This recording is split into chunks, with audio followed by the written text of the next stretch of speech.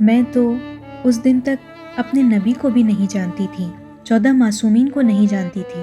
انہوں نے امام زمانہ کا نام لیا، کچھ تعارف کرایا، اور مجھے لگا جیسے میں ہمیشہ سے یہی تلاش کر رہی تھی، جیسے کوئی کھوئی ہوئی چیز مجھے مل گئی ہو۔ میں نے سوچا مجھے مزید جاننا چاہیے۔ وہ اتنے اچھے انداز میں کہہ رہی تھی، امام زمانہ باپ کی طرح ہے، ہر جگہ ہے، ہماری بات سنتے ہیں۔ لیکن جب انہوں نے ان کی عمر بتائی تو میں حیران رہ گئی۔ چونکہ میں انجیل پڑھ چکی تھی، فوراً حضرت عیسیٰ مسیح یاد آ گئے۔ میں سوچنے لگی ان دونوں کا فرق کیا ہے؟ پھر انہوں نے مجھے کچھ کتابیں دیں۔ میری اسلام سے آشنائی کی شروعات امام زمانہ سے ہوئی، ماشاءاللہ۔ اور اس دن سے میں نے خود سے مطالعہ شروع کر دیا۔ وہ جو کتابیں مجھے دے گئی تھیں ایران میں چھپی ہوئی تھیں، مگر عام فروخت کے لیے نہیں تھیں، یعنی وہ کسی نہ کسی طرح وہاں پہنچائی گئی تھیں، اور ہم ایک دوسرے کو چپکے چپکے دیتے اور پڑھتے تھے۔